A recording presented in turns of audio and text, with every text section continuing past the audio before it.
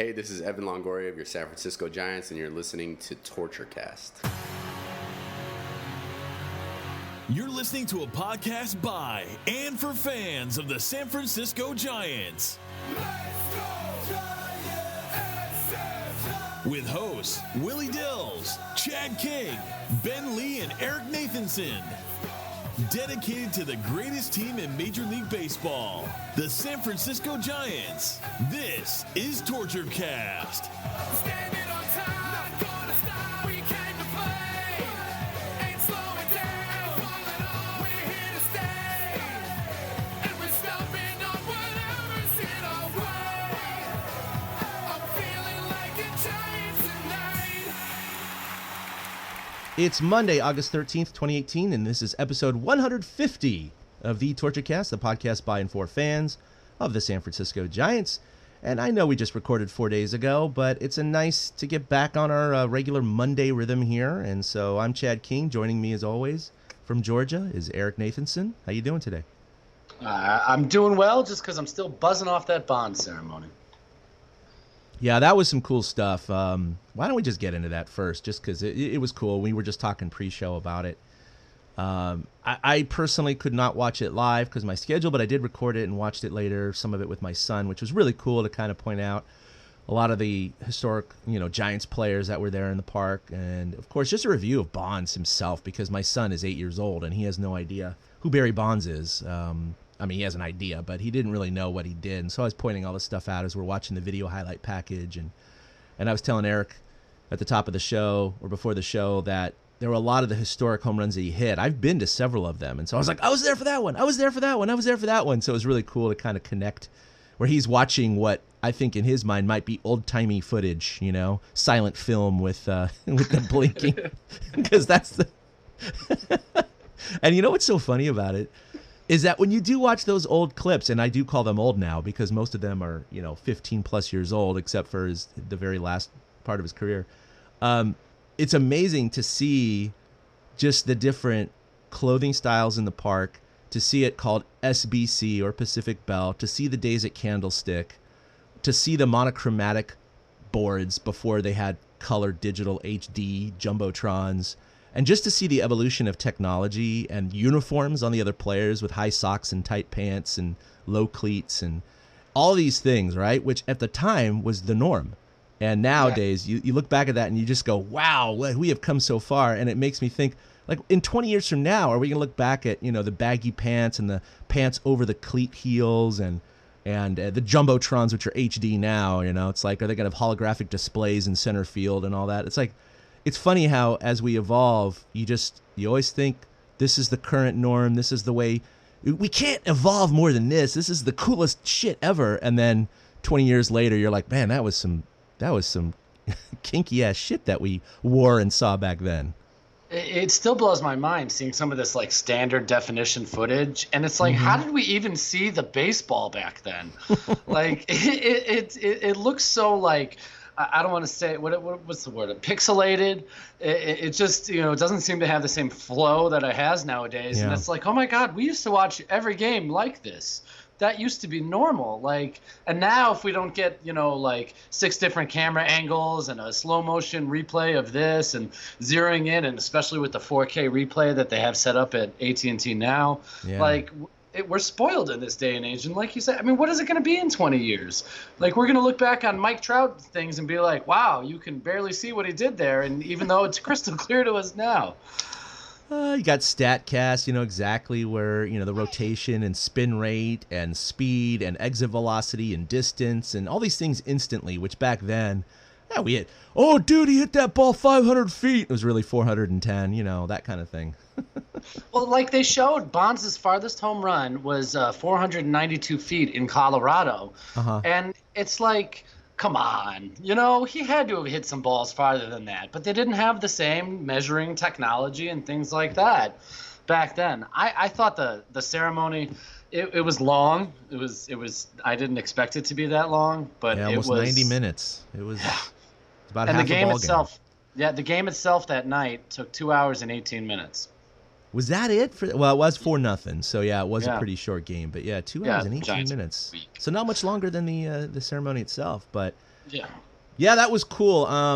They brought a lot of people back. Obviously, you had your ex-teammates being, Will Clark and Rob Nen and Woody and Edie and Bobby Bonilla and those guys. You had your ex-managers, Jim Leland and Dusty Baker. Of course, Bochy was in attendance. And then you had your Hall of Famers that have already had their numbers retired, which was 5 of the living 10 members. Well, now they have 6. Of course, Bonds is one of the 6. But you had McCovey and Mays and Cepeda and Marichal and Perry there, which was really cool. His family, his 3 kids, his mom.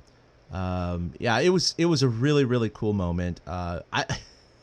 Before we get ahead of ourselves, but I thought one of the like, what? Why are you bringing this guy out? Was Eric Gagne. What the hell is that?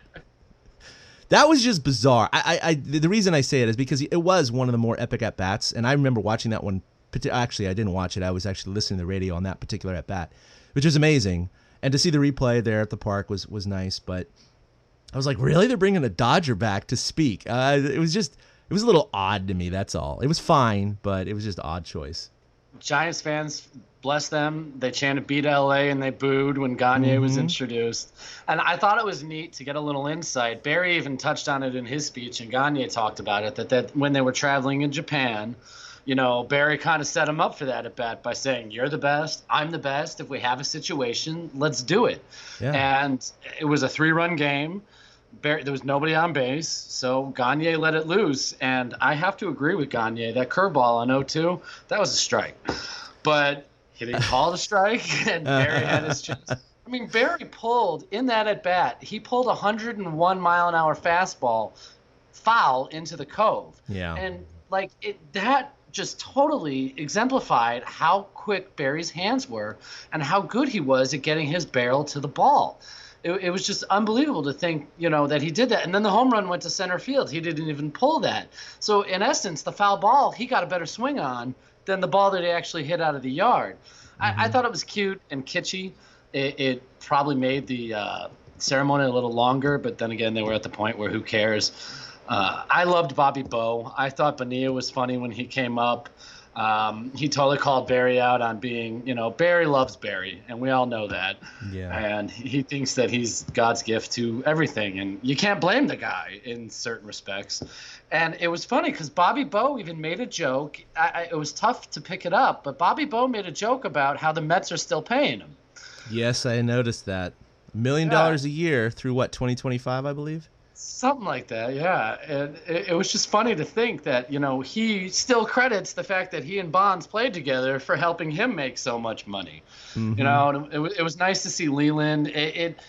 I don't think it was a happenstance that the Pirates were the team in town when they decided to do this. I'm sure that the Giants looked at the schedule ahead of time, saw that it was mid-August. It's the perfect time of year. It's before kids go back to school. They knew they'd have a full ballpark. And I thought it was fitting that the Pirates were the team that was in the visitors' dugout. And they didn't show a lot of shots of it, but that those Pirates players were up there recording with their iPhones, watching from the top step and soaking it in, because to this generation of ball players, Barry Bonds is the GOAT.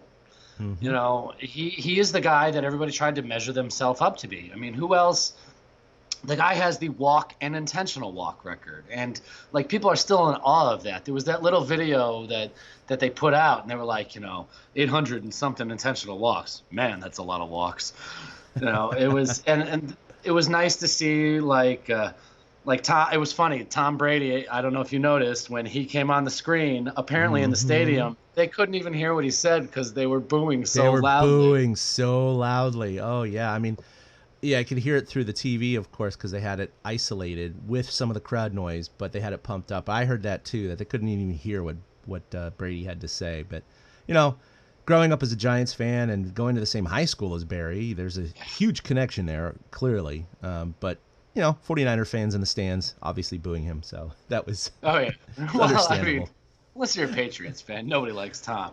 No. But, it was neat. You mentioned that – the old guys were there, and none of them except Willie talked, and that made sense. My other, before we reround to Willie, Dusty Baker, I have to say, I now kind of feel bad that Dusty never got his title, because he was in the booth with the guys on Thursday night for a full inning, and then listening to him to talk Saturday. Dusty is just one of the nicest, most genuine guys, and I can absolutely see why players loved playing for him. Yeah. And him telling the story about how all the guys wanted, I don't remember Barry's mom's name at the moment, but Pat. All the guys wanted Pat, but that was Bobby's girl. That was hilarious. My God, when he mentioned that. It just humanized everything. Like, Barry's always been this, character, and the whole night humanized him. And even his speech, he seemed humble. He broke down when talking about his mother. He broke down when talking about his family and his father. And, it was really good to see him be humble. Granted, when he met with the reporters afterwards, he's like, yeah, the number being retired is good. He's like, but when I walk at AT&T, I know that I built this park. I know that, he puffed his chest a little bit, and I get it. I totally do, because we said it on the last podcast. AT&T doesn't get built if it's not for Barry, and hearing Larry Baer talk about the phone call he made to Barry Bonds back in January of '93. And when he said to Barry, we would like you to come join our organization, and apparently the Yankees and Braves were also hot on Bonds' tail. And I'll bet you the Yankees offered more money, and it's possible the Braves did. But Barry wanted to come home. And I can't see any other fan base embracing him through everything that he went through on and off the field. I can't see any other fan base embracing him like we have, and we did. And I'm fine with that. That guy is an all-time great, and he is a hero to many. Mays was my dad's guy. Bonds was my guy. Right.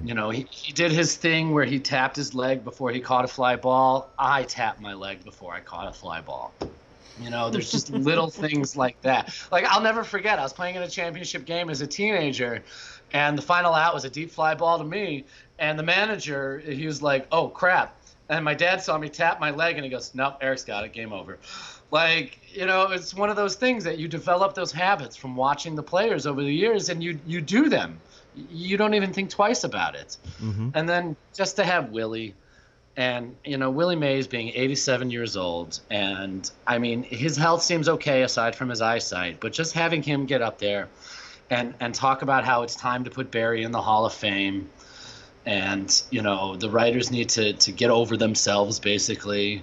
It was listening to his stories. I cried when Willie was talking. And part of it is knowing that might be the last time we have. I'm almost going to cry now. It was the last time we heard an extended speech from Willie. You said it before the show. Usually it's a soundbite here and a soundbite there. But, like, he talked for, like, I don't know. It could have been 20 minutes. I really don't know. I didn't care. The man could have talked for 3 hours, and I would have sat there and listened. And to me, Willie was the highlight of the ceremony. Oh, God, yeah. Willie was absolutely the highlight of the ceremony. And when I was watching it, I didn't watch it live. I watched it last night. But they give him the microphone, and he was kind of confused at first. And he's like, usually I don't like talking during these things, but I need to talk about this. And then he's like, where's the podium? Where's the podium? And like you said, his eyesight isn't very good. And so when people lean in to shake his hand, you can tell because his head is like looking different directions. He's not making eye contact with these people because he doesn't see them. And they have to come in and say, hey, it's Dusty, it's whoever, and kind of grab for his hand and shake his hand, that kind of thing. So he needed some guidance to the podium, and Dusty came in and helped and all that. But he gets to the podium, and, I haven't heard him speak at that length in years, and part of me was a little nervous when I started watching it, going, God, is this going to be a garbage fire here? Because I don't know what's going to happen here. Is he going to just like not remember shit? No, he was fine. He was sharp as a tack. He said Bobby instead of Barry one time, but other than that, he was recalling dates and details and all sorts of anecdotes, and it was funny as hell. And he brought up the whole thing. Or Dusty brought up the whole thing about Pat, but he brought up, being a kid and him being better than him and challenging him in home run contests and just the whole thing. It was so funny. He was so sincere, and it was great. He definitely has some of the cockiness that his nephew has. He always has. Yes. But he also gave up the fact that he's not the smartest guy in the world and that education is the most important thing. And he was really the influence in getting Barry, who, ironically, and I had forgotten about this over the years, the Giants had signed him out of high school. And he basically is like, no, you need to go to school. And so he went to ASU and, of course, was drafted by the Pirates, and the rest is history. But I do wonder, like, what would have happened if the Giants had signed him and maybe he played with them for, I mean, obviously, I don't think anything would have turned out better than how it did. There's no way, because if he signs with the Giants, maybe his career isn't as good because he flames out too early because he doesn't have the maturity and building up the skills. Maybe he gets traded after he's been a Giant for 5, 6, 7 years. Maybe he elects free agency. I mean, there's a billion ways it could have gone. So it could not have gone better for the Giants. But it is really interesting to think that the Giants did draft him out of high school. And then it took many, many years later, 11 years later, before the Giants actually got him.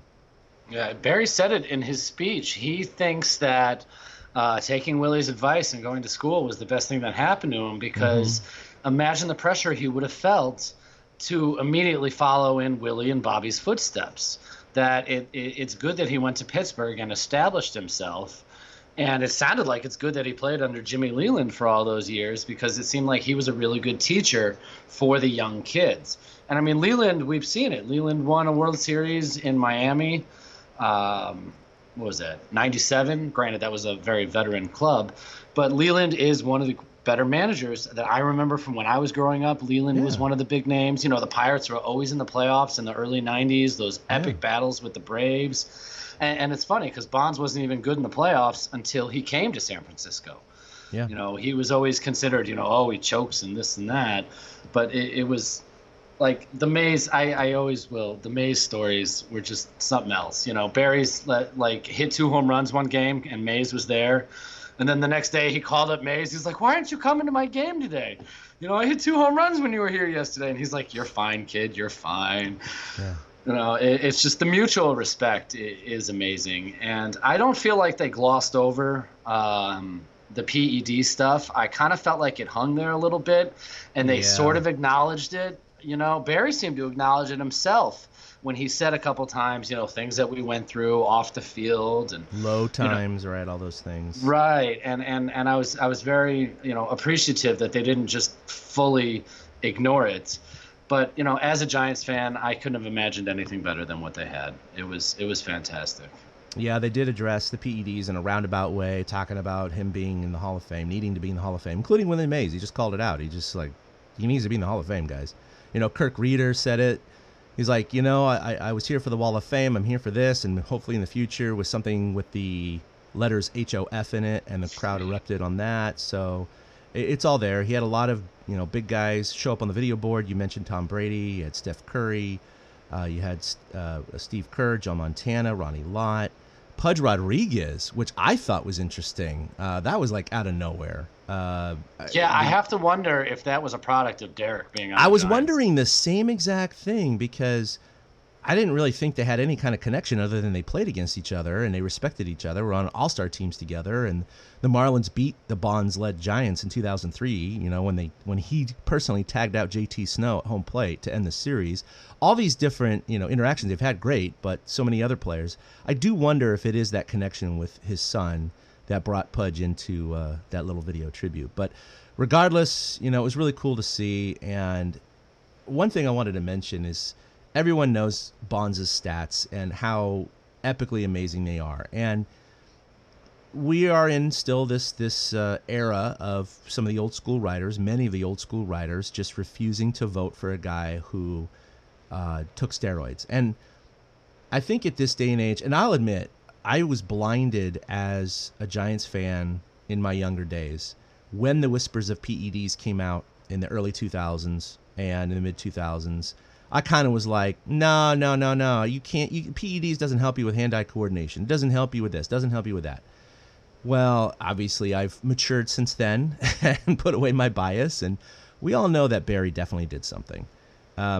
It's, again, getting back into that question of how many Hall of Famers, you know, Jeff Bagwell and others did PEDs that are in the Hall of Fame, and how can you just draw a line. It's really hard for me to put myself in a writer's shoes where you could say, I know for a fact this guy did PED, so I can't vote for him just on principle, versus I'm not sure, but I'm still going to vote for this guy. It's a huge gray area, and we all know, there are Hall of Famers that took PEDs, and nothing's ever been proven for Barry, just like nothing was ever proven for Jeff Bagwell or other guys that have made it. But, guys like McGuire and Sosa are out. Rafael Palmeiro's out. All these guys that just aren't going to be voted in because of these riders. Now, what, Barry has like 3 years or 2 years left of eligibility, I believe? 3 years, 4. Yeah.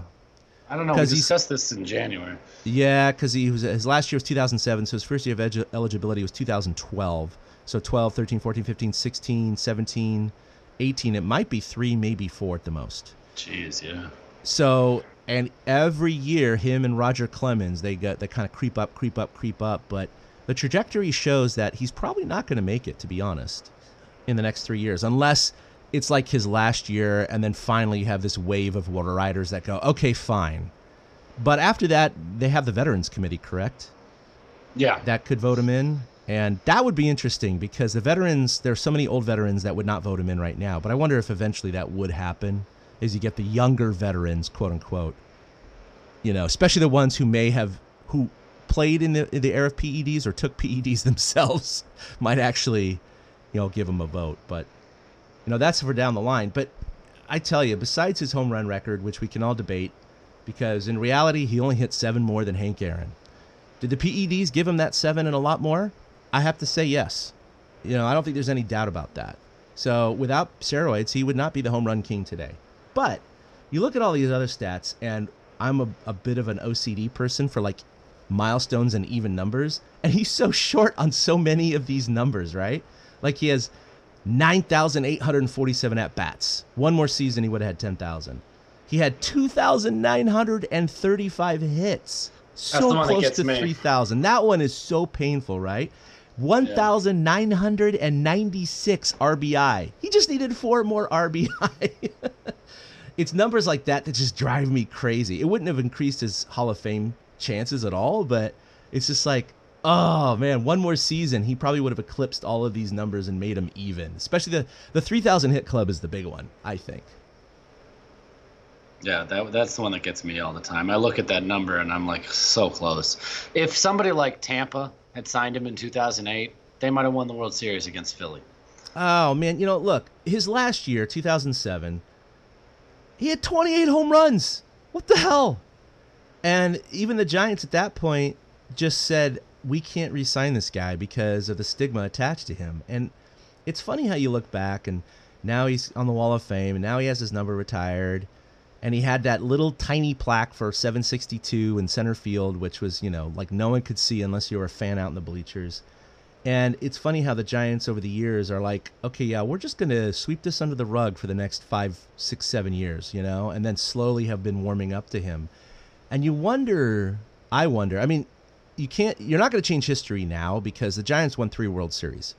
And I think that course was fantastic. And if you had Barry signed in 2008 and maybe even 2009, probably 2010 and 2012 and 2014 don't happen because it would have altered the course of history. You would have had the butterfly effect. And there's no way the Giants would have won those World Series. Maybe 1, but not 3. I really firmly believe that. So I'm glad the Giants did what they did. But at the time, I was pining for them to re-sign Barry. 26 home runs. He still hit, 276? He was clearly on the top of his game. His on-base percentage was 480 that year. 480. That's ridiculous. That's stupid. You see people today and they're like, oh, he has an on-base percentage of 340. That's excellent. It's like, he was still a feared hitter at that time. There's no way in 2008 he was going to hit just 5 home runs and hit 200. No way. He was going to hit 20-plus home runs, still hit 260, 270, and be a very, good player for the Giants. But, they had to do what they had to do, and it really did cut into some of those numbers that we just mentioned. He would have been able to eclipse. And I tell you, seeing him put on that Giants jersey and semi-sprint out to left field, man, he is in good shape still. And everyone knows, he's pretty much off the steroids. He's not as big as he used to be. But he cycles. He does a lot of yoga. He does a lot of physical activity these days. He keeps really, really good care of himself.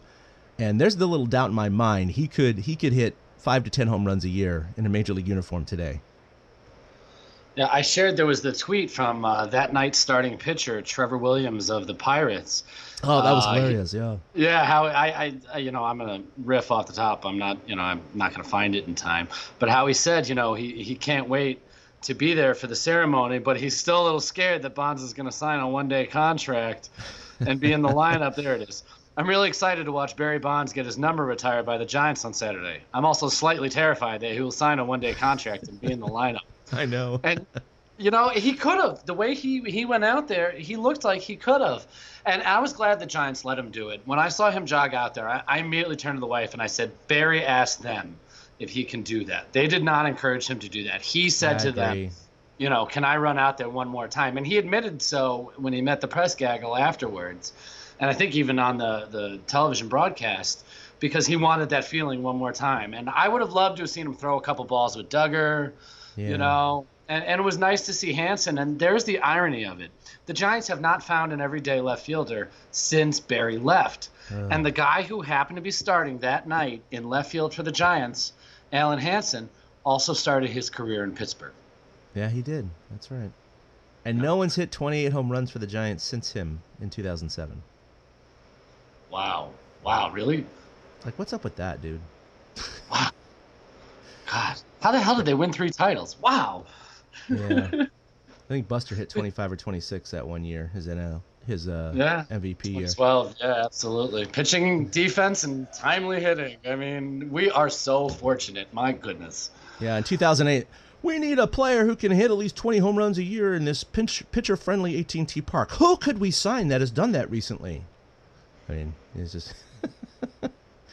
That's all right. I'm on the Barry soapbox. Sorry, everyone. I know not everyone's on the Barry soapbox, but I say let bygones be bygones. And, he definitely cheated the game. Don't get me wrong. But I also think he was a product of the system and he was a product of the environment. And he did what a lot of other players are doing. I'm not saying he was right and he shouldn't be fully exonerated, but I think that he's just vilified more so than he should be. That's it. That's just the way I see it.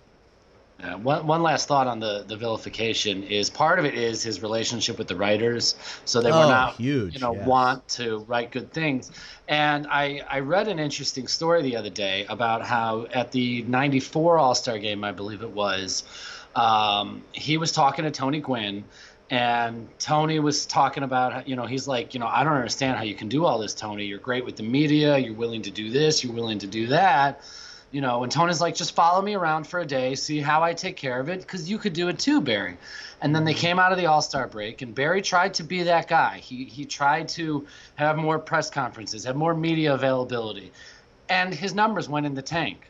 And he, being a baseball player is superstitious in that respect. And he saw Tony again when the Giants played the Padres. He's like, Tony, I just can't do it. I can't do it like you do. It changes my game. And, you kind of got to respect that in a sense. He knew what worked for him. And these writers still have a stick up their ass because he wasn't always the friendliest of guys to them. I thought it was funny. Barry mentioned, he's like, I used to wake up early and I do, all this, Dusty, I think, was the one who said it, that Barry would wake up early in the morning, he'd do all this stuff, and then he'd come to the ballpark and he'd take a nap when everybody else was doing the stuff he already had done 3 or 4 hours earlier. Mm-hmm. And it caused people to think that he was just this selfish brat. But when you are a world-class athlete and are trying to take care of yourself and keep your craft as perfect as you can, it's hard to tell a guy what to do because nobody else is in that guy's shoes. And, that's part of why he gets vilified, and is because the press hated him. But I'm with you. Bygones be bygones. He hasn't played in 11 years. It's time to put Barry in the Hall. I've even changed my Twitter handle to Bonds for Hall of Fame. It's time to put him in. And Saturday night was a good closure for Giants fans. The next thing is the statue. Willie commented on the statue, and you could see Larry Baer get visibly uncomfortable. Yes. And he's like, not across the bridge. Right. That was awesome. That was, it's good that we can laugh and smile about it now. And it's nice that the memories are staying the good memories, and all that other stuff is not what is at the forefront of our minds anymore. And I thought the Giants did a tremendous job. I thought Barry did a tremendous job, and I thought everything went really, really well. It was a really nice ceremony. It set the tone really well. It's a shame that the Giants didn't follow through with that, and we should probably get into that now. But it really set the table for good feelings all around, and then the Giants went out and laid an egg. Yeah, just real quick, I will add the Willie Mays part of the ceremony, his speech at the end of the podcast. So if you missed it, you can listen to it at the end of the podcast. Just real quick to wrap this up, we all know his kind of career numbers, which is 7 years with the Pirates, 15 years with the Giants. But when you look at just the Giants totals, I mean, God, aside the home runs, whatever, batting average, 312 with the Giants. On base percentage, 477 with the Giants. Slugging, 666. His OPS was 1,143. What? I mean, he never had a year below 1,000 in his OPS except for 2006. It was 999. I think 06 was the year he was injured, and he only played in September. No, that was 2005. Oh, okay. Yeah, and he still had an OPS of 1,071. He only had 42 ABs, 52 plate appearances that year. He still hit 5 home runs. Now, 2006, he still hit 26 home runs, still hit 270, but his OPS was only 999, even though his on-base percentage was 4. Yeah, his on-base percentage was 454. Even his last year, like we already mentioned, 28 home runs, hit 276. His OBP was 480. 480. He was on base 48% of the time, and then his OPS was 1045. I mean, and his OPS plus was 169. His career OPS with the Giants was 199. And this is just stratospheric numbers. You can't. Yes, steroids helped him. I get it, people. But come on. I mean, he still would have had most of these numbers without it. Unfortunately, he did make a bad choice, and it is haunting him till this day. So that's the way it goes. All right, so yeah, you just mentioned it. They went out and laid an egg that game, which was game 3 of the series. They had a 4-game series with the Pirates since we last recorded. They did split with them, so they are still 1 game under 500 at 59-60. They are 6 games back of Arizona in 4th place, also 7 games back for the final wild card spot. They're just, again, the sense of urgency is now. They're just not playing like it. Let's go ahead and talk about this. Game 1, they did lose 10-5. The big glaring, hole in that game was the 4 unearned runs because of the Joe Panic throw, and they only trailed 3-2 going into the 7th. That was a game that I'm not going to say they should have had because they had a nice little 9th inning rally there to kind of cut it close, but it was frustrating to just open up and lay an egg like that. But I don't know if you have any comments about that specific game other than the Joe Panic error, which it happens. They had I think they had 3 or 4 errors that game total too. They did, and I think that inning was like a Panic error and maybe a Longo error as well. I think there was like back-to-back errors. Yeah, and he's got 14 errors this year, by the way, Longo. He even admitted in an interview that his defense has stunk this year. And people were still screaming about the bullpen, and it's like, and Melanson happened to be the pitcher. That was the shame of it. Melanson pitched well. And made it was all unearned pitches. runs. It was 4 unearned runs, all against Melanson. So I saw that too. People were like crucifying Melanson. It was like, do you know this game? Do you understand this game? He had 0 unearned runs. He did his job. Yeah. He did. He made his pitches. It wasn't like the ball was drifting out over the plate. They weren't hitting the ball hard off him. Actually, the harder hit balls were the ones being caught. And there was like one Ducks North that went down the left field line right over to the guys. There was another one, I think, that fell into no man's land by center. My one takeaway from that game was I miss the old Joe Panic. Joe Panic is not the same. No, he's not. Since he's come back from his injury, he obviously started the season out with a bang with 3 home runs. He was leading the NL in home runs at the time, which we knew was a short-lived proposition.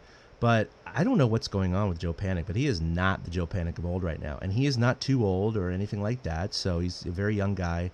So I don't know if an injury is lingering or he's just on the decline, which happens to some people, or this is just who we have. But I expected much more out of Joe Panic this year. Yeah, he's making himself expendable, which is a shame. Mm-hmm. Like the guy. But it was nice. They bounced back that Friday. They won, what was it, 13-10? 13-10, yeah. Buster Posey became the first San Francisco Giants player in the San Francisco era to get a hit in each of the first 4 innings of a game. The man was 4 for 4 before the 4th inning was over, which was ridiculous. Yeah, and they were all singles. We know Posey does not have the power right now, but as we'll get to later, his numbers are just absolutely great lately. And it was nice to see the Giants take advantage of opportunities. You know, that was the kind of game that we always wished that we would see from them. I was just looking at it. They walked 11 times on that Friday night game. You know, I can't see another game all season long. I'm scrolling through it. That is the most walks they had in any game all season. It was the only time they've had double-digit walks in a game all season. And I know that partly is a product of the fact that the Pirates were basically throwing out scrubs at that point. But you know, it was good. It was a complete offensive effort. It was the kind of offensive effort that we're always looking for when they're constantly getting guys at third base and not driving them in. They were not doing that. They were setting the table and driving the runners in. Yeah. You know, Friday it was kind of like, where's this team been all year? And it was a lot of fun. It was a lot of fun to watch that game and just enjoy the 16-hit, 13-run performance. That was a lot of fun. You know, it's like I kept tuning in and out of the game, and it was, you know, 4-1, 5-1. At one point, finally, it was 11-3, and I was like, "All right, they got this game in the bag." And then suddenly, it was 11-7 because of that grand slam that was given up by Pierce Johnson. And then it was 12-7 and 12-8, and then finally, you know, the final score was 13-10. So the Giants needed almost every run that they had, and it was a combination of great hitting and poor bullpen, but it was a slugfest. It was a football score. But the Giants pulled it out, which was great. So the first 2 games, 26 plus 15, so it featured 41 runs the first 2 games. And then you had Game 3, in which, of course, after the bond ceremony, they just came out flat. They were just shut out 4-0. Ty Block gave up that 3-run bomb, and there was just no offense. So, I mean, it was just a dead performance by them, and suddenly the Giants are down 2-1 in the series. The only bright note of the game I just wanted to point out was they just called up Casey Kelly. He was kind of a long-time minor league veteran. He's had, obviously, some cups of coffee with other teams, with the Padres and others. But he came up and threw 5 shutout innings, and that's great. And I was like, who is this guy? Does he have any good stuff? How old is he? And I started doing the research, and it's like, no, he's got a career 5.91 ERA. That's after his start, or after his performance, too, by the way. In only 67 innings pitched. He originally was drafted by the Red Sox like way back in 2007 or 8, so he's definitely a veteran. The Cubs, the Iowa Cubs, the AAA team for the Cubs, released him in July of 2017. He was signed by the Giants as a free agent, so he's bounced up and down between the Salem Kaiser Volcanoes and the Sacramento River Cats ever since, and of course he was pulled up, at least for this series right now, going forward. But so, and he also sports, I don't have it in front of me, but it was like a 4.15 or 4.25 career minor league ERA, and he has like 900 innings pitched in the minor leagues. So I don't think he's a guy that we need to go, hey, maybe he's the next. No, he's not going to be. No, I think he's just he's just a plug right now. That's all he is. He's just a finger in the dike. So yeah, with that game specifically, though, after watching Block pitch and then watching Kelly pitch, it was like, well, why the hell didn't Kelly just start the game? But who's to say he would have pitched like he pitched, had he started the game? He shut the Pirates down. I think Diaz is the only guy that got hits off him. At least I remember Diaz got 2. Their catcher got 2 hits. Yeah, he had off 2 hits. He had 2 hits in 5 innings. Yep. Yeah, and the Giants didn't get a runner past second base that game, and the only one that was there was Longoria made it there in the 3rd inning, and that was it. Yep. So they deserve a ho-hum, boring game. Yeah, they deserved to lose. They got their ass kicked. They absolutely did. And then the final game of the series yesterday, of course, Dereck Rodriguez came back out, and you and I are just totally on this guy. He has just been so amazing. He's a Rookie of the Year candidate. And just every time he comes out, I just feel like he's this fragile baby that, like, he's going to be exposed at some point, that they're going to figure him out, and that he's just going to have this epically horrible start. And he goes out and he throws another 7 shutout innings, 2 hits. And both hits were doubles in the same inning in the second. So that contributed to the run. Sorry, I just said shutout. I didn't mean shutout. He allowed 1 run through 7 innings, but only 2 hits.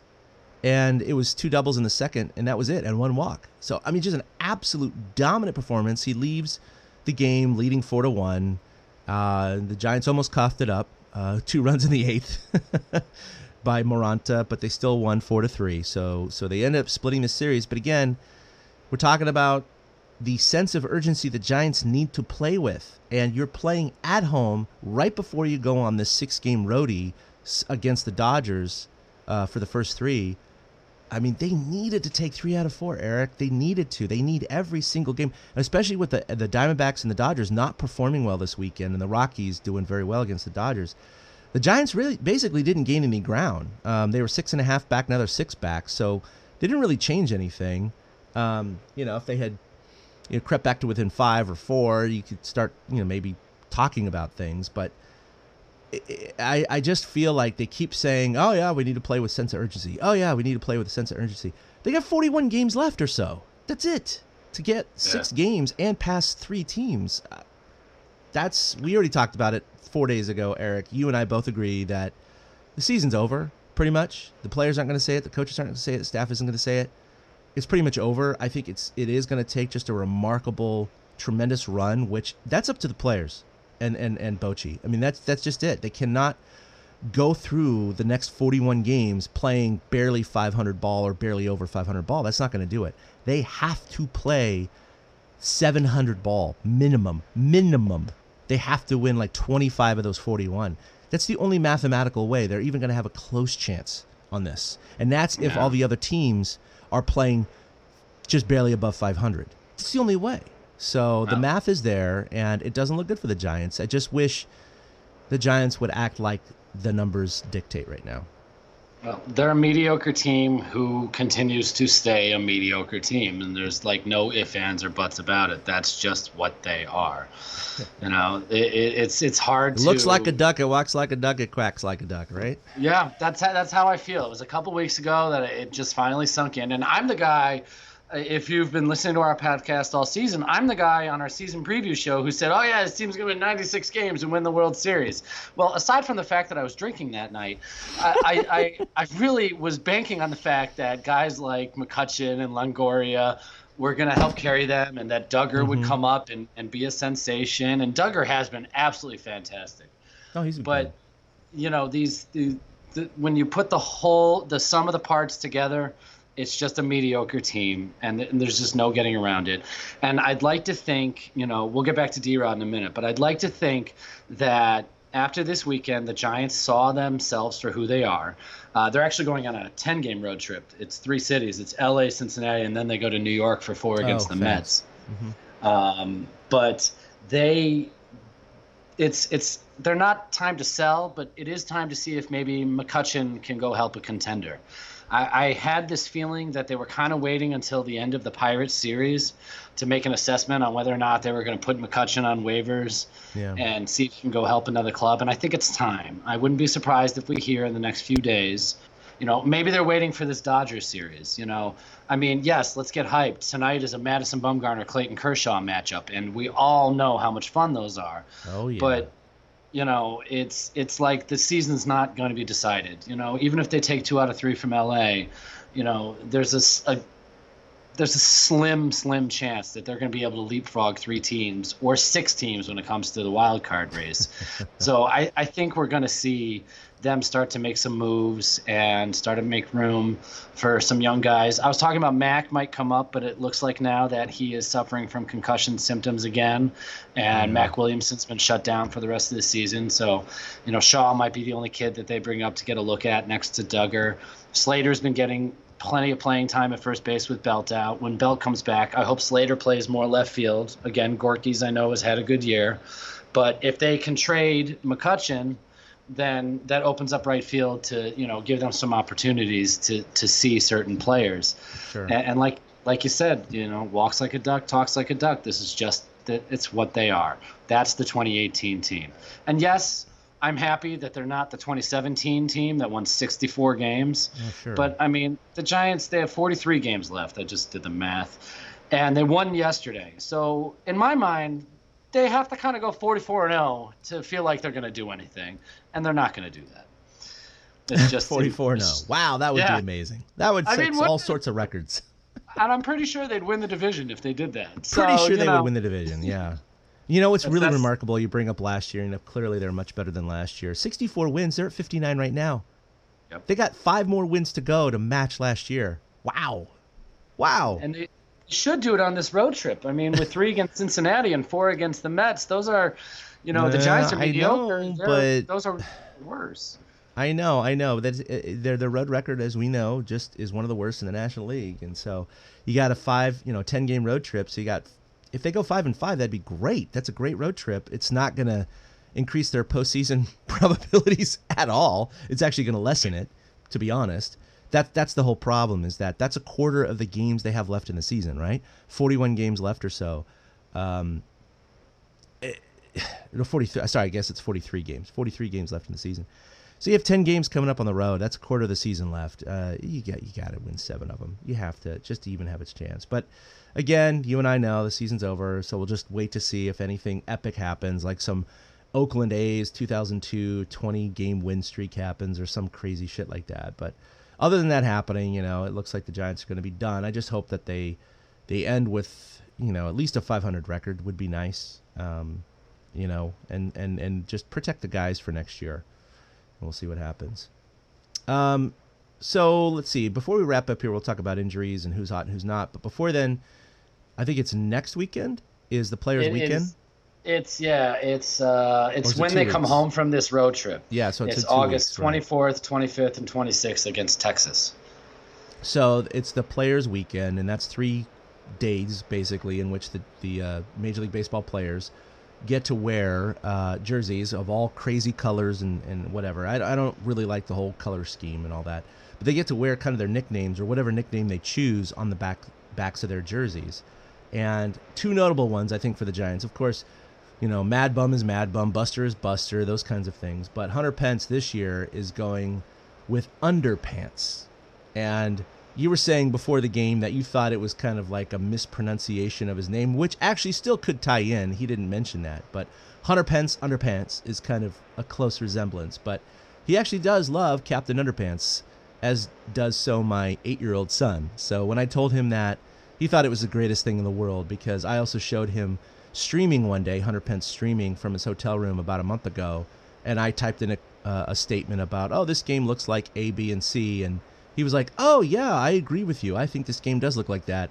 And when my son saw a Major League Baseball player call out my name and answer, he just lost his shit. It was so awesome to see. And so when I told him that he's choosing Underpants for his Players' Weekend name, he just is like, Hunter Pence is now suddenly his favorite player, which is sad because he's no longer going to be a Giant next year. So right. It's heartbreaking. That it's a little late for my 8-year-old.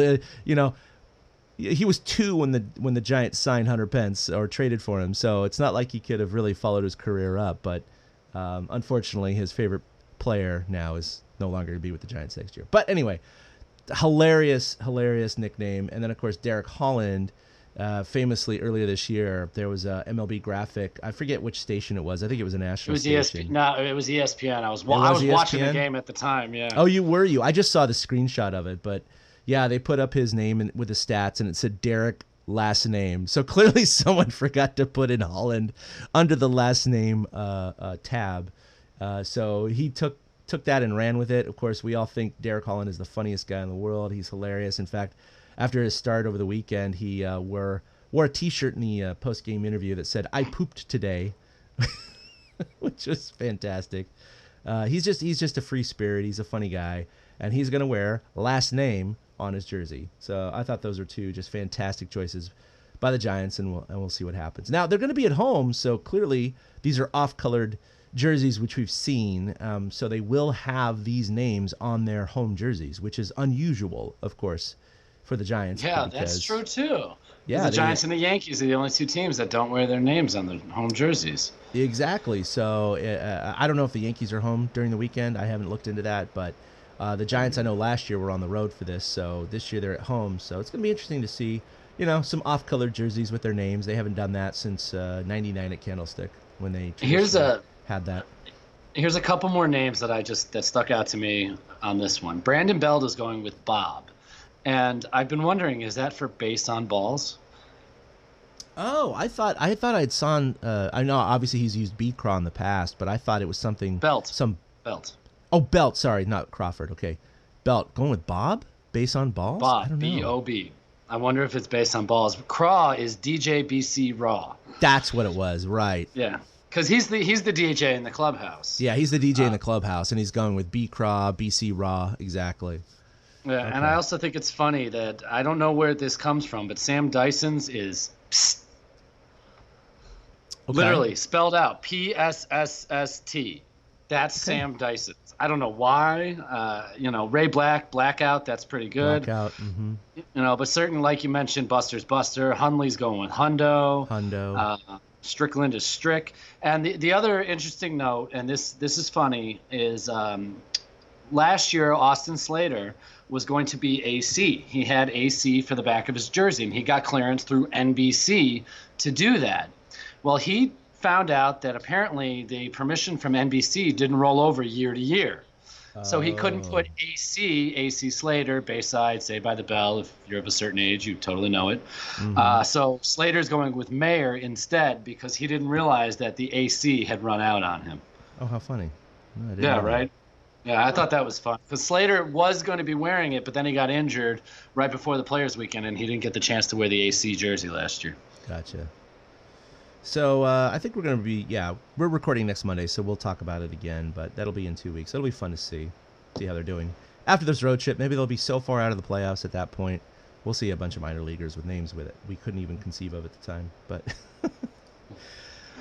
all right, so injuries, we covered obviously the major ones that happened in the last couple of weeks 4 days ago, but we do have Brandon Belt playing in a rehab game in Reno tonight, and he's supposed to join the club tomorrow in LA. So, here's a guy again we talked about last time. He was on track to have a career year, and it just every single thing seems to be sidelining him, from concussions to the appendicitis to his son being delivered to, it's one thing after another for this guy. I love the guy. He's just this dopey, funny, baseball playing, lanky guy, and it's frustrating because I think he's healthy the whole year. The Giants are at least 2 to 3 games better, if not more. They're instead of 6 games back, they're 3 games back. So I really do think this guy makes that kind of difference with this team.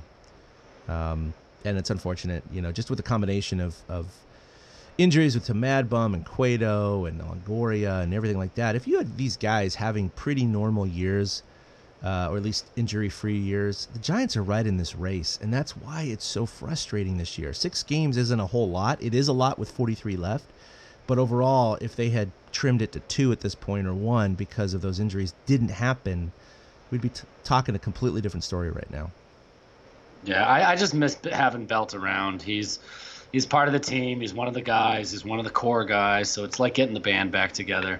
And I'm sure Brandon Crawford, I can't say that this is true, but you have to wonder if Crawford, who's been struggling lately, if when he has his running buddy with him, if he does better. I mean, who knows what translates to production on the field.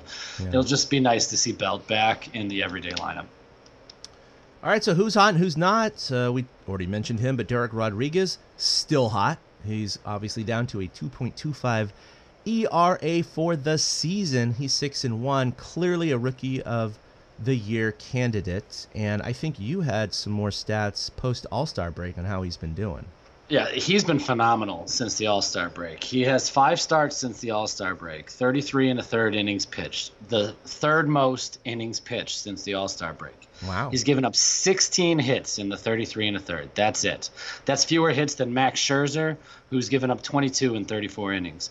Dereck Rodriguez's WHIP is .66. Oh, his average God. His average against 142.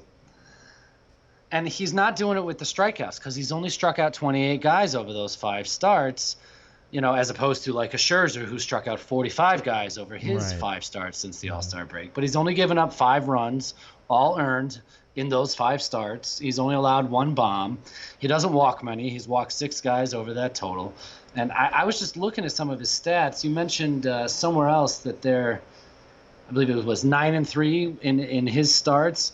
Mm-hmm. You talk about a guy, it's funny. You said when he goes out there, you're kind of worried he's going to be exposed.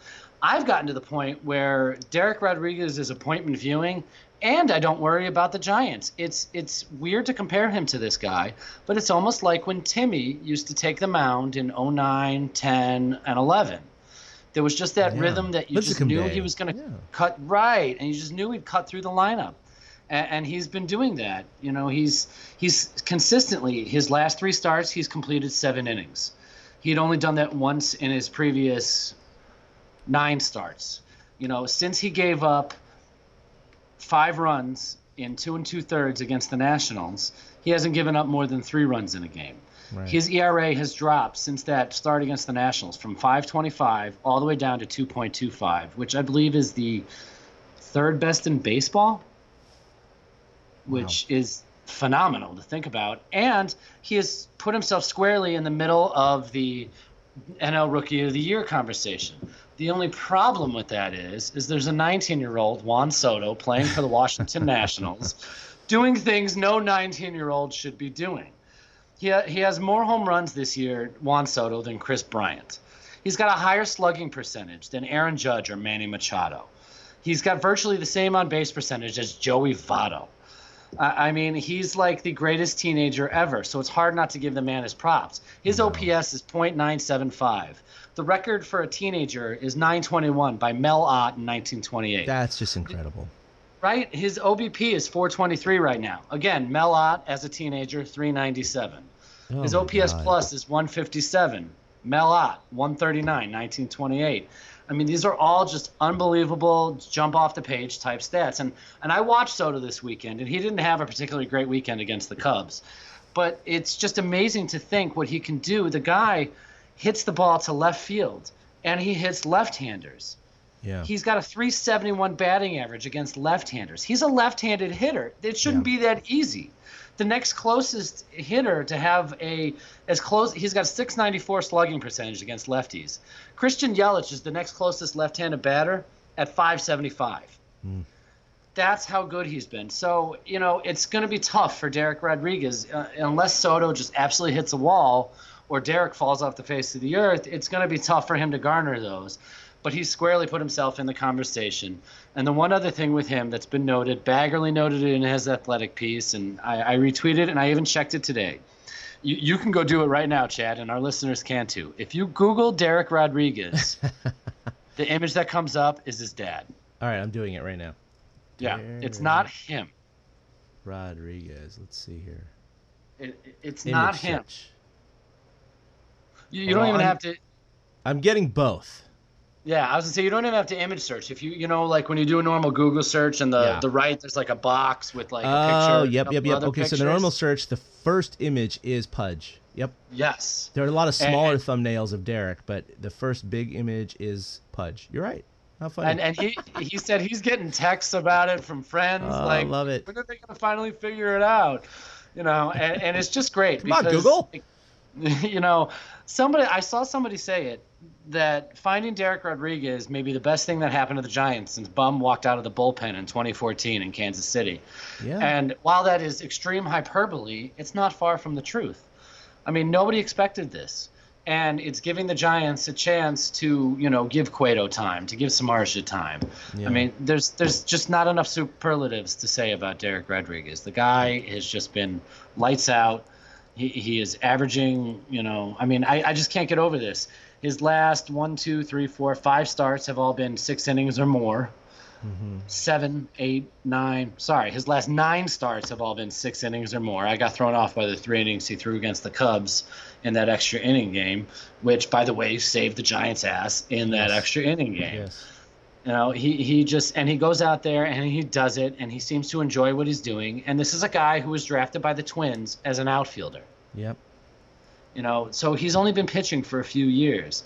So there's just not enough good things to say about him. I hope he finishes second in the NL Rookie of the Year voting, because he is absolutely the Giants' best rookie, and maybe the Giants' best rookie that I've seen since the MadBum Buster Posey days. I was going to say, since MadBum and Buster. I mean, you know, the Giants have had flashes in the pan of young pitchers in the past, especially in the mid-2000s. They had quite a few of them. None of them have performed like Dereck has to this point. No one of them had, you know, not one of them had a 2.25 ERA for the season over 12 starts.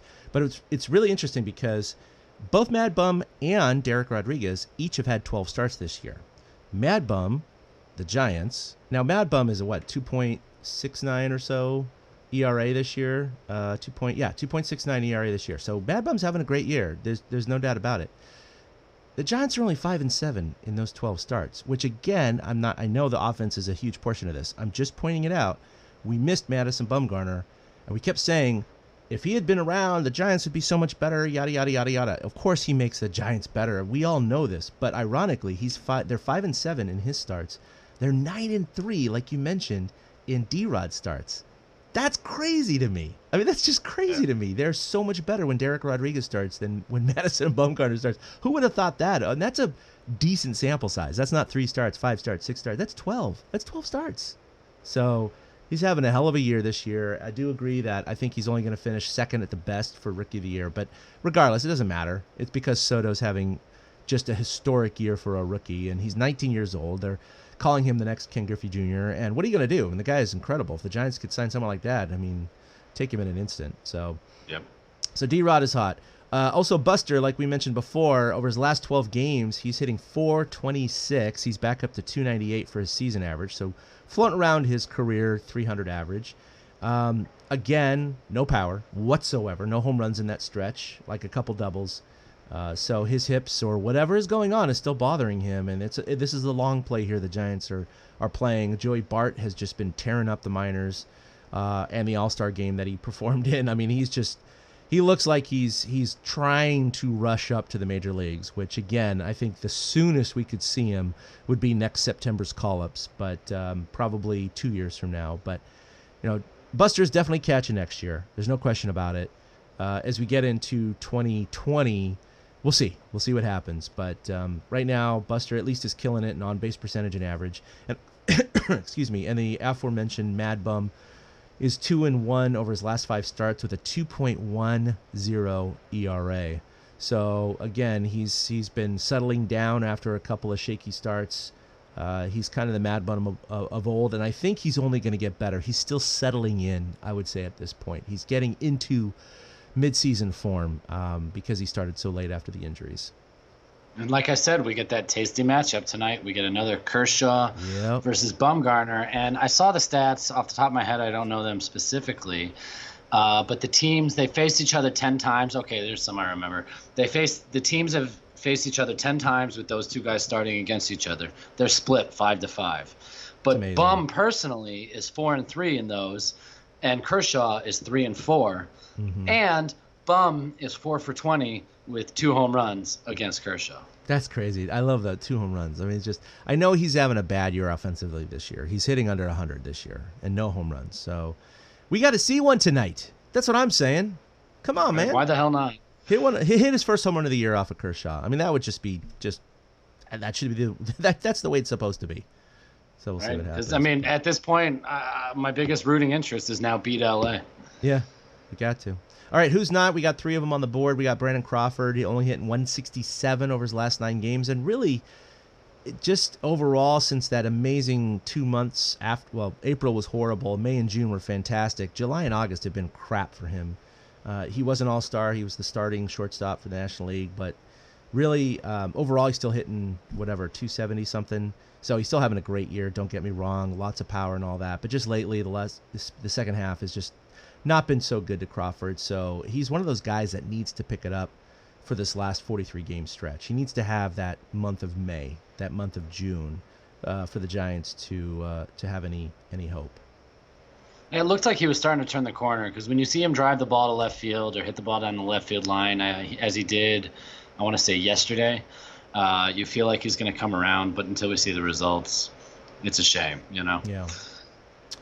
You got Kutch. He did have his 5-for-5 game a week ago or so, but since then he's been 1 for 15, so a little bit cold. And then, of course, Suarez is 1-3 over his last 5 starts, including a 7.43 ERA, and he's given up 7 jacks in that time. So, I mean, he's a guy we really looked forward to, and he was very hot when he started with the Giants, including last year, but into this year. He might be one of those flashes in the pan, or at least at the very minimum require more seasoning in the minor leagues, because he's just not pulling his weight that we thought he was going to pull. No, and like I said, with the way this season's going, it's a chance to let the young guys play. So I don't see for the rest of this year any problem with running him out there every 5 days right now. Yeah. Because, I mean, you might as well learn. But apparently the book on him is out because, like you said, he's just homer happy. Yeah, homer happy for sure. He's a left-handed Samardzija at this point.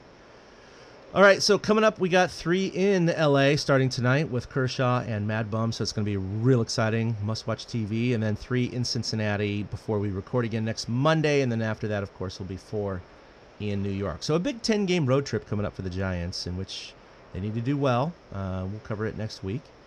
But you can follow us collectively at TortureCast. You can follow us individually, myself at ChadK21, Eric at 2OutHits, that's with the number 2. You can like us on Facebook. Please do that. And, of course, our website is at torturecast.com. I actually was looking through a bunch of my old photos because I just went on the Maui trip, but also I delved into a bunch of my old Giants photos. I had a nice SLR even back in the day, 2004, 2005, the first Canon Rebel with a zoom lens. I have some really cool pictures of Barry Bonds back in the day in the mid-2000s. So I have a bunch of photos that I'm going to probably share on the website here today or tomorrow, just kind of reminiscing about Barry Bonds, including I've been there for many of his home runs I didn't necessarily take pictures of, but I was there for, I think it was 2005 or so, when the Yankees visited AT&T Park, and it was Roger Clemens versus Barry Bonds. And so I have some great photos of number 22 on the mound and number 25 at home plate. So a lot of cool stuff, a lot of old photos of old players as well, not just Barry Bonds, that I think I'll share because they're pretty high quality from spring training and regular season games. So look forward to that. You got anything else, Eric? No, nothing right now. But as the summer winds down, my brain might start working. I'm getting all new air conditioning this week, so you won't hear me complaining about the heat anymore, people. That's good. Yeah, well, we still got the dog days of summer left, so yeah, you definitely need that cooling factor there in Georgia. All right, well, that will do it for episode 150. Nice even number, as opposed to Barry Bonds' career-ending numbers, which just, they burned me so bad. We'll see you next Monday for episode 151. Until then, for Eric, this is Chad signing off. We'll see you next time. A-boom. Hey, before you turn off the podcast, if you missed Willie Mays' and Barry Bonds' speech during his retirement ceremony, his jersey retirement ceremony on Saturday, I've included it in full, both Willie Mays and Barry Bonds. Coming up. Hope you enjoy. Well, when Mr. Mays wants to speak, he gets to speak. So we're going to get Mr. Mays a microphone, and Willie, take it away. Oh, boy.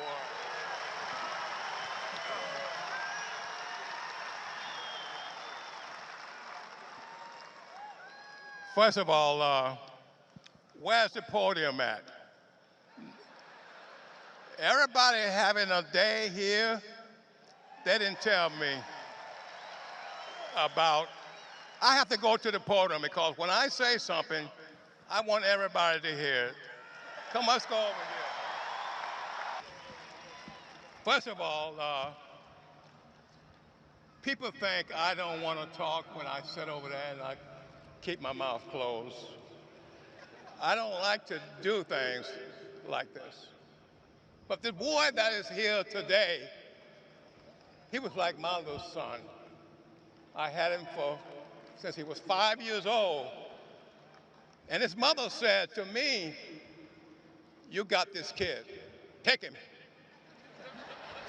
You take care of him while we're here in San Francisco." I really didn't understand what he was talking about until I talked to Bobby, which was the husband. I said, "Bobby, Pat is bringing a son of yours by here, and she want me to take care of him." "Well, do that," he says. "Take care of that boy. I can't feed him all." So I said, "Okay." But what happened when people talk to me and they says, "Barry's the best ball player in the world." Yeah, let him have that honor. Let him have it. I taught him to be a proud man. I taught him daily. I taught him to get education. Bobby and I. But who cares how good he would be as he come out of Sarah? I didn't know that he would be as good as he is now. But when they said to me, he can hit a ball further than you, I said, I don't think so. I said, I don't think so. Bobby said, okay, we bet 10 every day. And this guy killed me. In spring training, every day we have to go to the ballpark. And Bobby says, you're going to get a phone call today. I said, for what? The phone rang, bing! And he says, why you not here? This is Barry talking now. Why you not here? I said, Barry, you hit 2 home runs yesterday. I got to hit another one today. It was like he was my kid. He was like, I have a kid, but you can't put 2 of them together. That's one thing about life. You have to separate them. But I am so proud of the Giants and Peter McGowan. He called me on the phone. Okay. Go ahead, please. Peter should have that kind of fun. Yeah. Yeah.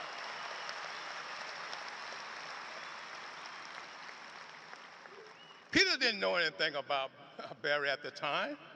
I did. When Bobby and I were sat down at many times, and Bobby said, I do not have any money for this boy to go to school. Education is the most important thing, and baseball comes later. And he says, and the Giants at one time, they want to give him $100,000. I said, no, let him go to school. Make sure when he talks, he's talking for his own whole family. And he did. He did very well in Arizona school. And you can tell he's smarter than I. I'm not the smartest guy, but I could play. But we talk all the time. And I wish Peter would give him a statue across the little bridge over there.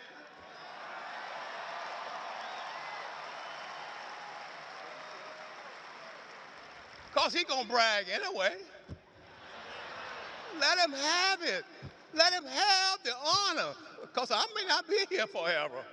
I might be gone. I want him to have kids, and his kids say, that's my daddy over there. And just have it.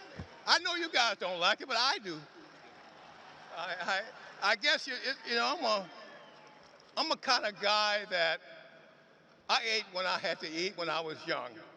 I was a kid that played baseball daily. I had a father said, I'm going to teach you the game. And I know what Bobby and Barry had together.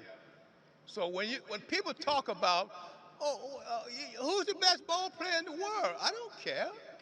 I played my 21 years, 22 years, or whatever it may be. Give somebody honor that deserve to be in the Hall of Fame. Yeah. Yeah.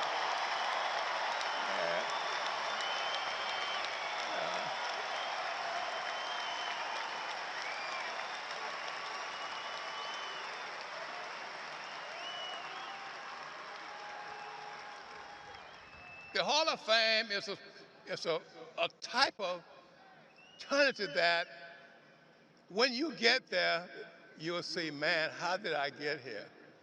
And I want him to have that honor be something happened to him. So on behalf of all the people in San Francisco and all over the country, vote this guy in. He is very, very important to me. Thank you very much.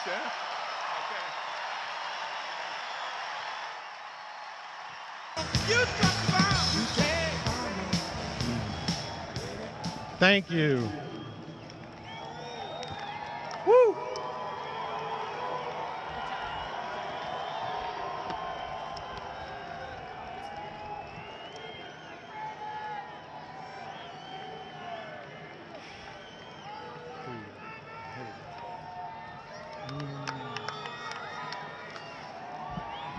I am overwhelmed with emotions as the reality of this day sets in.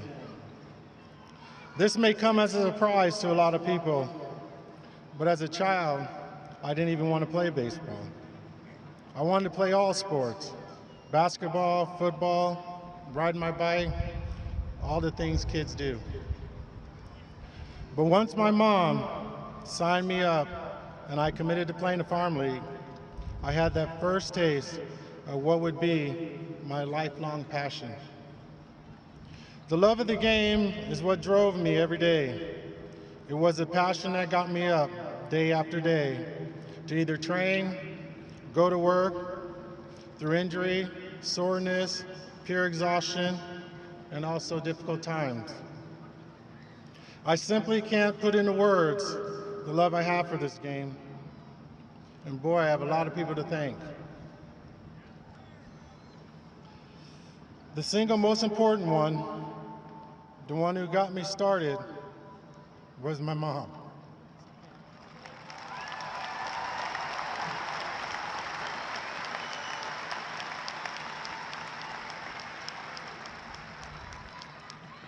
So many of us has experienced this as a kid or as a mom yourself. Our moms are the ones who shuttle us to practice every day, work in the snack bar, encourage us, and also keep us in line. And I was no different. I truly thank my mom for always being there for me. You were the glue that held our family together. And I love you, Mom.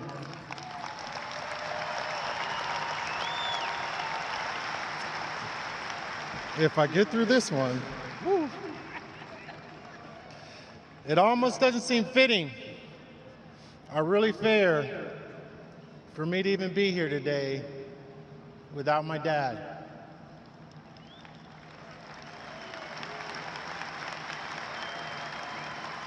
Bobby Lee Bonds, the person that molded my career and helped me live up to my potential.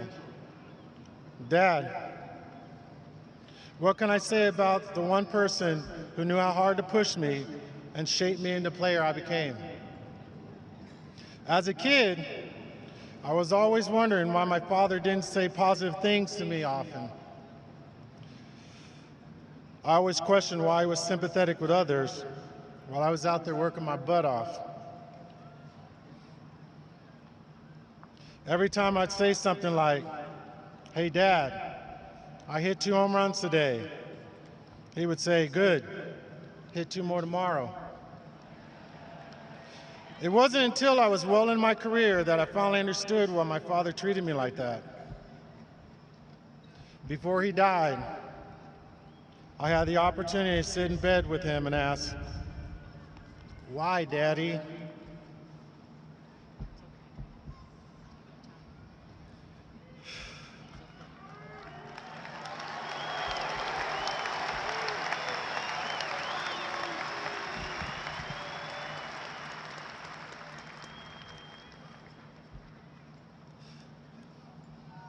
Why were you so hard on me?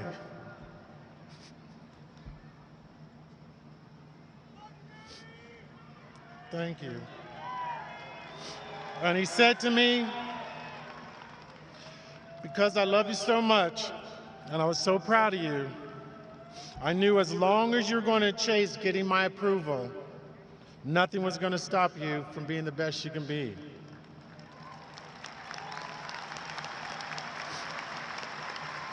Dad,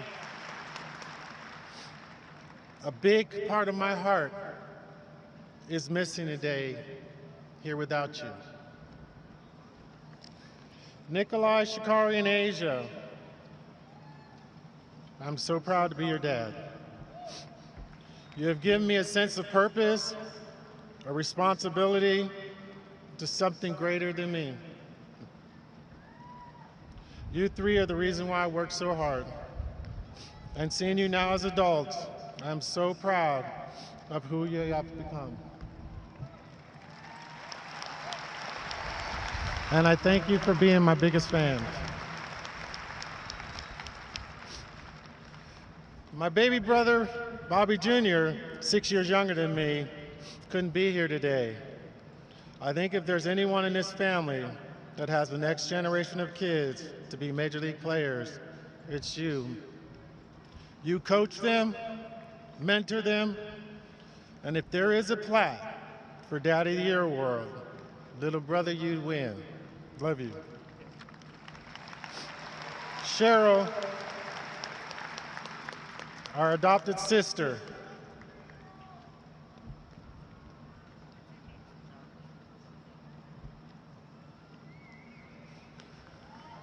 I can never thank Mom and Dad enough for bringing you in our lives. You're the best sister or brother could ever have.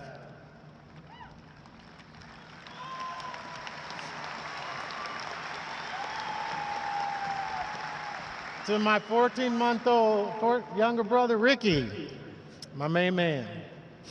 From the time that you and I could hold a bat in our hands, all we did was play strikeout against our garage, pretending to be every giant player on the team, even if it meant getting a spanking or grounded from Mom and Dad. I truly believe that's why Mom signed me up to play baseball, so Dad wouldn't hear from our neighbors that we were climbing over the fence retrieving our tennis balls out of their swimming pool. Love you, bro.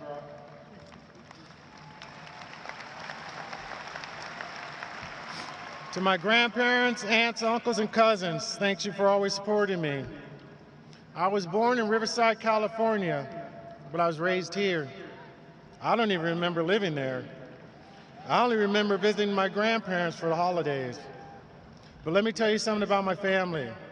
Ever since I was in high school, college, and even the majors, my entire family came to watch me play. And I mean my entire family.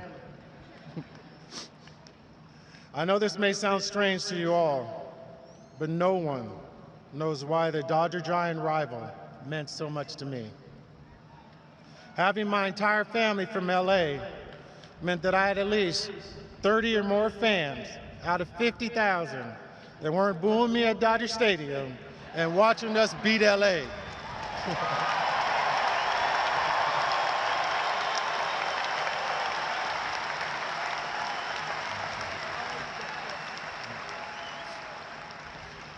I come from a family full of incredible baseball history, but I have always felt that this city is my home and where I belong. My dad was a baseball player, and I literally grew up in this organization. From a mischievous 5-year-old who couldn't get enough of his godfather's attention or time in his locker, to being a proud Sierra High Padre. Some of my old teammates and buddies are here today. To coming full circle, signing with the Giants and coming home, as I stand here now, I am amazed and humbled that I'm being recognized with these gentlemen, Willie Mays, McCovey, Marichal, Cepeda, and Gaylord Perry. You were my heroes growing up. Willie, say hey. It's no secret how special you are to me. And I'm thank you for your love, guidance, and support of me all these years. And while my dad isn't here to celebrate with me, it means the world to me that you are, and I love you.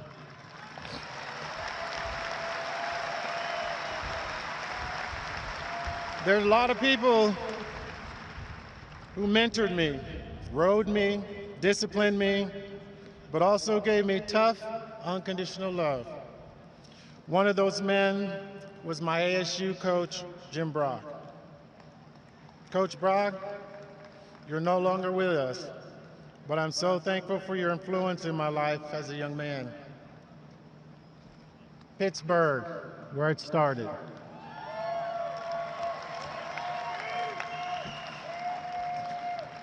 I truly think it was meant for me to start my career in Pittsburgh. The worst thing you could do was be a hometown boy and fail. I had a lot of tradition here, and pressure to live up to. If it wasn't for the preparation I received in Pittsburgh, I don't think I would have been ready to be successful here at home. Having this gentleman right here as my first manager helped shape me into the player I became.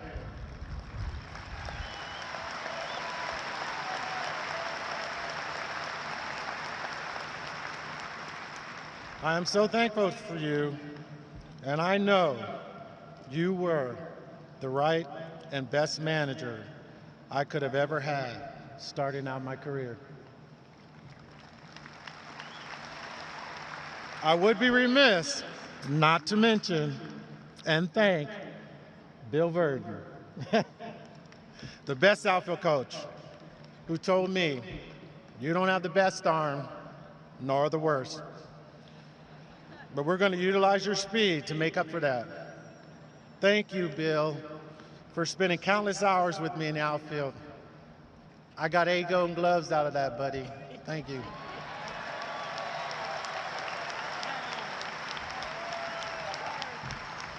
During the 7 years I spent in Pittsburgh, I made some great friends over the years. And when I went back and played there, I saw them, and it was as time never stopped. Thank you, Pittsburgh. Thank you to the Black and Gold for all the wonderful years.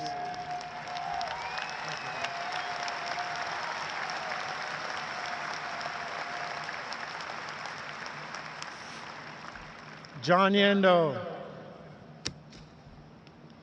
What can I say about you? I can only say one thing, John. 762 would have never gotten here without you. Thank you.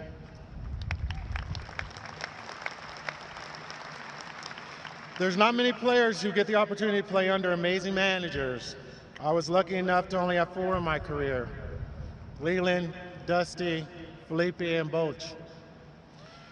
I thank you for your leadership and time and spending time playing with you. Or, well, I mean for you. I'd also like to thank my former teammates who showed up here for me today. We played a lot of baseball games together, and we have some pretty great memories, and I truly appreciate each and every one of you. I know how blessed I was living out my dream each day. Don't get me wrong, every day definitely wasn't a walk in the ballpark. I can't hear myself. Don't get me wrong, every day definitely wasn't walking the ballpark. But my work was something that I love. Walking in here every day, being greeted with a smile, a hey Barry, or a high five, all that contributed to my success. As I stand here and look around, I see so many familiar faces, people who are a part of the San Francisco Giant team, not just those who stepped on this field. So many people were there from the beginning, and those who I've met over the years. People who experienced my highs and also my lows. These are the people who supported me along the way. Thank you for showing up for me. It means more than you'll ever know.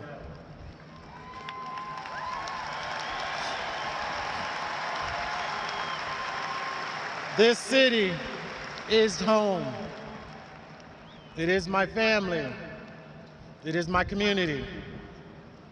Through the Barry Bonds Family Foundation, I have been able to meet so many different people from so many parts of the Bay Area, all who have a story of their own, and many who have taught me what real strength, humility, and perseverance is. In this next chapter of my life, I've been able to focus more on work with my foundation and what that means to this city. You have given me so much, and I feel called to give back that love. I also want to thank the many individuals who are always behind the scenes, my business team and close friends. You have always looked out for my best interests, and I probably never said thank you enough, but I appreciate every one of you more than you will ever know.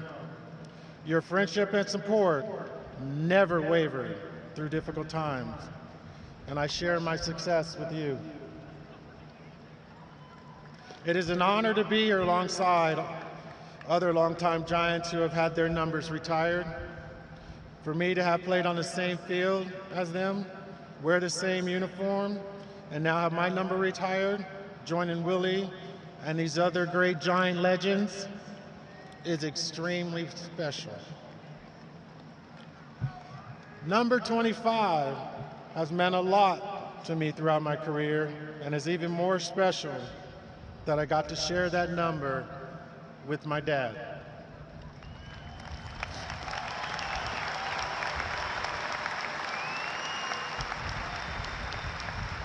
The Giants have always celebrated the great history of the organization, and I am thrilled to be a part of that history. You know, any player who wore the uniform, no matter how many games, we're all connected. We're all Giants. We're all part of the Giant family. We all love this game, but to be a part of a team, an organization that continues to celebrate their players long after they retired is special. So I end with this. Thank you, San Francisco.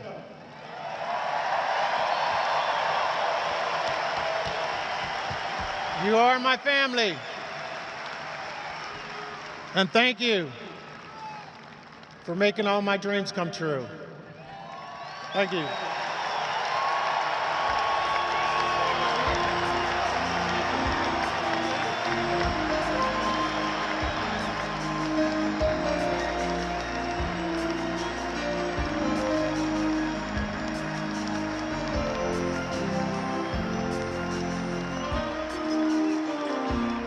Make some noise one more time for number 25, Barry Bonds.